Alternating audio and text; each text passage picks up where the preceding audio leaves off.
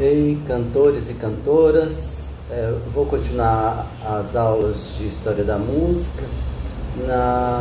Na última aula eu falei um pouco de retórica musical, comecei a falar do barroco, eu falei um pouquinho da ópera.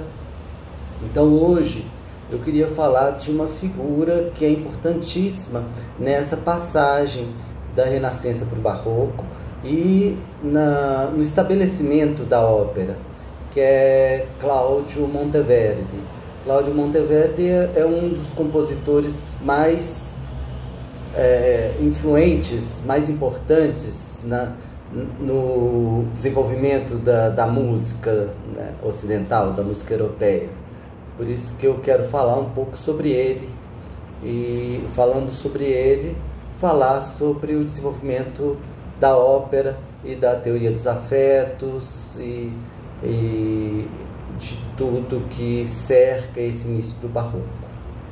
Então, Cláudio Monteverdi nasceu em Cremona em 1567. Ele é filho de um médico, Baldassare Monteverdi, médico e apotético. Apotético é o farmacêutico, né? E sua mãe Madalena Zignani, filha de ourives.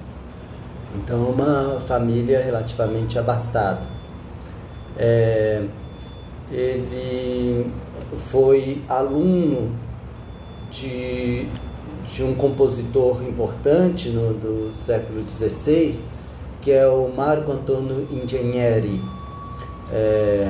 Foi menino cantor, estudou contraponto, canto, instrumento, composição com Ingegneri. Aos 15 anos ele escreveu seu primeiro livro de motetos, Sacri Canticule Tribus Vocacibus.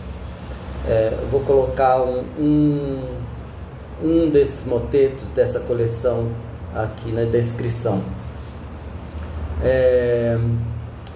Aí já começou todo ano a publicar livros de madrigais, Madrigali Spirituali, a 4 vozes, e em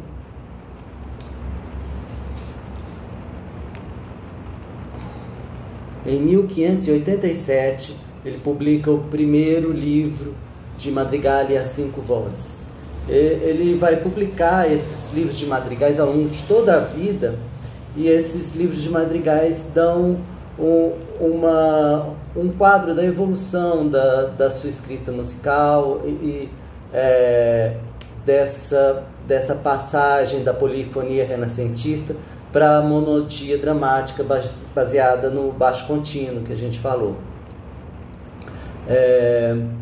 O primeiro livro dos madrigali a 5 vozes, ele ainda assina como Monteverdi, discípulo de Marco Antonio Ingegneri. Vou colocar na descrição um desses madrigais desse livro. Mas em 1590 ele vai para Mantua como gambista na corte do Duque Vicenço I. Esse duque era um grande mecenas das artes, da ciência, patrocinou Rubens, era amigo do poeta Torquato Tasso. Nesse ambiente que Monteverdi teve contato com a teoria dos afetos e que modificou e influenciou muito a sua música, né?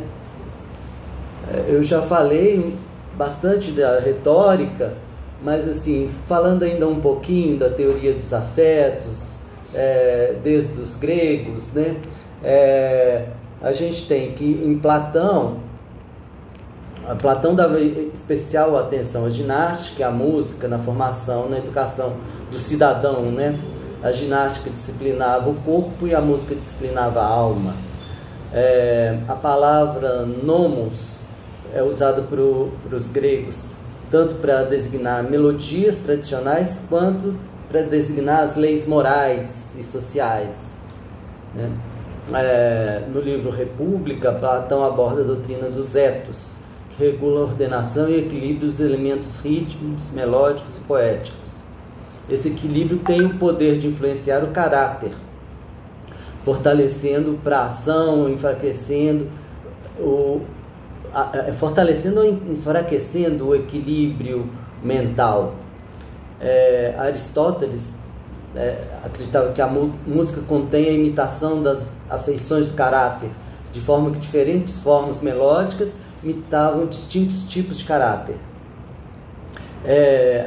Aristóteles distinguia 11 tipos de paixões, de patos, que podiam ser imitados pela música, que são o desejo, a ira, o temor, a coragem, a inveja, a alegria, o amor, o ódio, saudade, ciúme, paixão. Essa descrição está no livro Arte da Retórica. Mas a retórica grega deu origem à oratória romana. Eu falei na última aula bastante de Quintiliano e das 5 fases do discurso: invention, disposition, locution, memória e pronunciatio. Eu falei também que a retórica foi muito importante na concepção da ópera, nessa tentativa de reviver o teatro grego, né? E as partes da retórica estão presentes em todos os aspectos da ópera barroca, nos recitativos, na ares, no interlúdio, nos coros, né? A retórica foi importante também no estabelecimento da linguagem tonal, na prática do baixo contínuo, na melodia acompanhada, na estruturação dos recitativos. Então a retórica teve essa importância, e o Monteverdi foi um mestre no uso da retórica na música, na teoria dos afetos na música, né? Mas, então, voltando aí à relação, ao trabalho dele em Mantua com o Duque Vicêncio I, então ele teve esse ambiente bastante fértil, apesar da relação entre ele e o Duque não ser muito boa. Ele queixava assim, em cartas que ele não era valorizado, que ele não era bem tratado pelo Duque, né?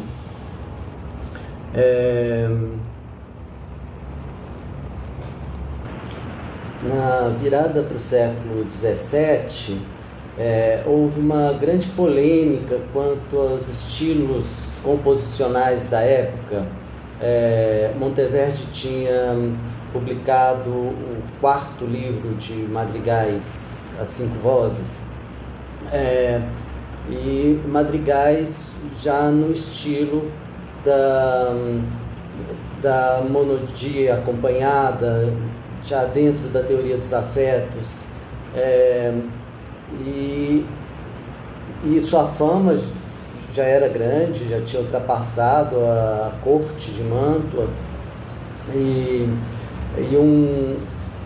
na época um renomado compositor e teórico, que é Giovanni Maria Artusi, o atacou principalmente pelos madrigais compostos nesse 4º livro. Eu vou colocar um deles, Piagne e Suspira, e também um do 5º livro, Cruda Amarilli. Segundo Artusi, tais composições violavam as regras do contraponto, eram antinaturais, impróprias para a arte vocal. E Monteverdi respondeu a essa crítica no apêndice do 5º livro de madrigais, que foi publicado em 1605. Nele, Monteverdi estabelece a diferença entre a prima prática e a segunda prática. A primeira prática é a polifonia vocal